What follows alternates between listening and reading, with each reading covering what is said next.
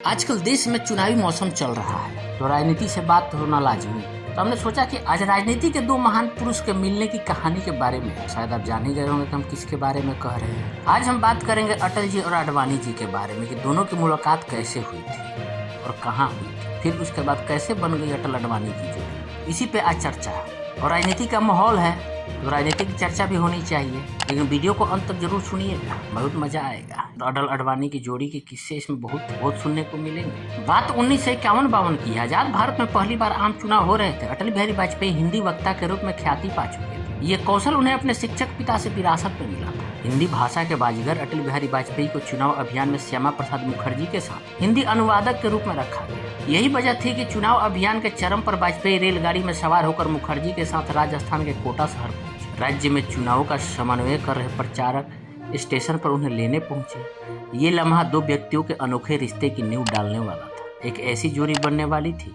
जिसे देश के सियासी पटल पर कई इबारतें लिखनी थी। कोटा में पहली बार लाल कृष्ण आडवाणी की मुलाकात अटल बिहारी वाजपेयी से हुई और 25 वर्षीय आडवाणी अटल के व्यक्तित्व से बेहद प्रभावित हुए। करीब 60 साल बाद आडवाणी खुद पर वाजपेयी के असर को याद करते हुए कहते हैं कि एक कवि जो राजनीति की ओर बढ़ रहा था, उनके भीतर कुछ सुलग रहा था और उनके भीतर की आग से उनके चेहरे पर एक आभा थी। आडवाणी ने अपनी जीवनी में इस पहली मुलाकात का जिक्र किया है। आडवाणी जी पर कैसे पड़ा था वाजपेयी जी के संगति का असर? धीर गंभीर आडवाणी पर वाजपेयी की संगति का प्रभाव पड़ने लगा था। आडवाणी भाषणों पर शोध में वाजपेयी की सहायता करते थे, साथ ही जनसंघ की दिल्ली इकाई के साथ काम करते हैं। उन्होंने देखा कि हिंदुओं की पार्टी ने कैसे 1958 के दिल्ली नगर निगम चुनाव के लिए वामपंथियों के साथ गठबंधन किया। राजनीति को निश्चित सांचों में देखने के आदि आडवाणी अब दूसरों के साथ तालमेल करना सीख रहे। उस चुनाव के हार के बाद अटल आडवाणी राज कपूर और माला सिन्हा की फिल्म फिर सुबह होगी देखने गए। विनय सीतापति अपनी किताब जुगलबंदी में लिखते हैं कि 1970 के दशक के शुरुआत तक आडवाणी और वाजपेयी की जोड़ी अटूट बन चुकी थी। वाकपटु वाजपेयी को शांत आडवाणी का साथ अच्छा लगता था। वे दोनों साथ में फिल्में देखने और पानी पूरी का मजा लेते। आपसी निजी पसंद के अलावा आडवाणी को तैयार करने में वाजपेयी का राजनीतिक अभिप्राय था। उस समय के एक जनसंघ नेता कहते हैं कि वाजपेयी ने आडवाणी को इसलिए चुना क्योंकि वे अच्छी अंग्रेजी बोलते थे, विश्वसनीय थे। आडवाणी ने पहले एक सहयोगी को बताया था कि मैं राजनीतिक तौर पर कई लोगों से जूनियर था और मैं सार्वजनिक सभाओं का वक्ता भी नहीं था। किसी भी जन नेता और पार्टी के अध्यक्ष के लिए यह सबसे बुनियादी जरूरत है, लेकिन वाजपेयी जी ने मुझसे कहा कि आप उसे हासिल कर लेंगे। आपातकाल की वो सुबह जिसे बेखबर थे अटल जी और आडवाणी जी, और उनको गिरफ्तार कर लिया गया था। देश में आपातकाल लग चुका था, लेकिन 26 जून 1975 की सुबह जब वाजपेयी और आडवाणी उठे तो उन्हें भावी घटनाक्रम की कोई जानकारी नहीं थी। वे दोनों दल बदल विरोधी कानून पर बने एक संसदीय आयोग में शामिल होने के लिए बेंगलुरु, जो उस समय बेंगलोर था, वहाँ मौजूद। जून का महीना दिल्ली में सबसे गर्म होता है और ऐसे में उनके लिए उद्यानों के शहर में रहना राहत की बात थी। सुबह 7:30 बजे जनसंघ के स्थानीय कार्यालय से आडवाणी को फोन आया कि दिल्ली में विपक्षी नेताओं को गिरफ्तार किया जा रहा है। पुलिस अटल जी और आपको गिरफ्तार करने आती ही है। 1 घंटे बाद तक आजाद घूम रहे आडवाणी ने रेडियो पर अचानक तत्कालीन प्रधानमंत्री इंदिरा गांधी की आवाज सुनी। उन्होंने आपातकाल को सही ठहराते हुए देश को उनके द्वारा कुछ प्रगतिशील कदम उठाने की शुरुआत की जाने के से तैयार हो रहे एक गहरे और व्यापक षड्यंत्र से बचाने की बात। तभी वाजपेयी वहां पहुंचे और दोनों पुलिस का इंतजार करते हुए नाश्ते के लिए कैंटीन की तरफ बढ़ गए। सुबह 10 बजे उन्हें अरेस्ट कर बेंगलोर के सेंट्रल जेल ले जाया गया, जहाँ उन्हें बड़े से आयताकार कमरे में रखा गया। जेल ने वाजपेयी और आडवाणी को मौका दिया कि वे अपनी शुरुआत घनिष्ठता को फिर से तरोताजा करें, जो एक प्रकार की सहायक साझेदारी के कारण फीकी पड़ने लगी थी। एक और बड़ी दिलचस्प कहानी है कि अटल बिहारी वाजपेयी सादा जीवन के आदी नहीं थे। ऐसे में आडवाणी को चिंता हुई कि उनके मित्र जेल के हालात को नहीं झेल पाए। आपातकाल लागू होने के बस 1 सप्ताह बाद 1 जुलाई 1975 को आडवाणी जी अप्पा घटाटे को तार भेजकर उन्हें अटल जी के घर से ऊनी कपड़े और अटल जी की मेडिकल रिपोर्ट लाने को कहा। जब घटाटे बेंगलोर जेल पहुंचे तो उन्होंने देखा कि वाजपेयी ने जेल द्वारा उपलब्ध गर्म कपड़े पहने थे।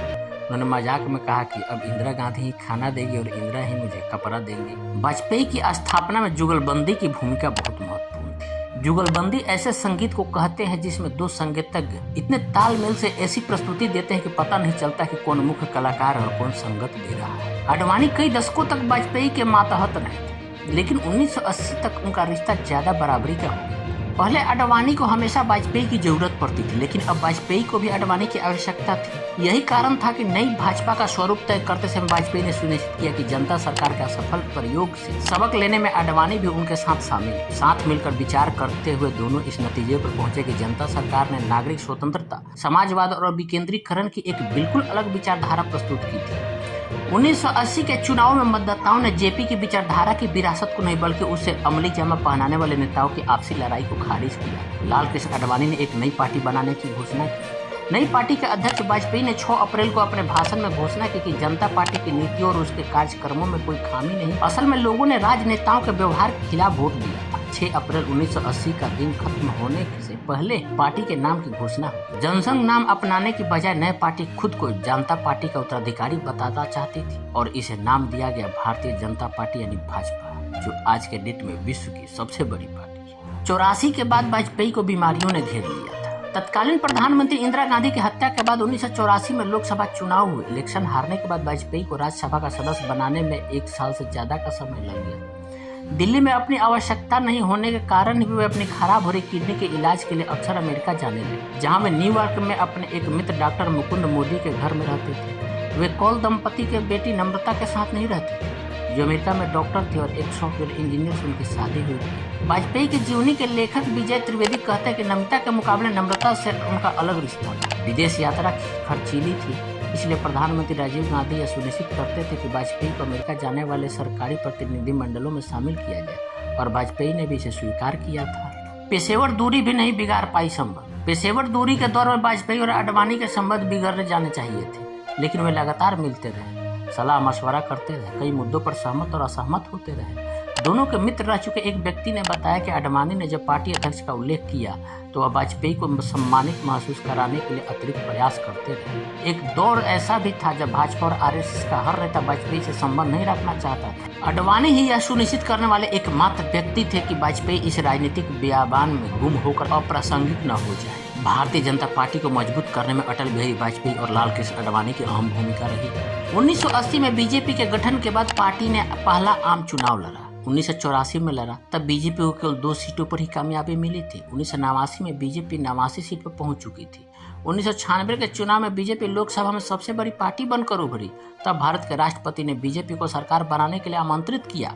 हालांकि बीजेपी सरकार कुछ दिनों में ही गिर गई। 1998 में बीजेपी ने फिर अपने सहयोगी दलों के साथ मिलकर केंद्र में सरकार बनाई। अटल बिहारी वाजपेयी प्रधानमंत्री बने। बीजेपी ने 1999 में राष्ट्रीय जनतांत्रिक गठबंधन बनाकर लोकसभा चुनाव लड़ा। इस गठबंधन में 20 से अधिक दल शामिल हुए। इसमें बीजेपी को 182 सीटें हासिल हुई थी। एक बार फिर से अटल बिहारी वाजपेयी प्रधानमंत्री बने। उन्होंने उस समय अपना 5 साल का कार्यकाल पूरा किया था। तो ये जुगल जोड़ी की कहानी अटल और आडवाणी की आपको कैसी लगी, आप हमें कमेंट करके जरूर बताएं।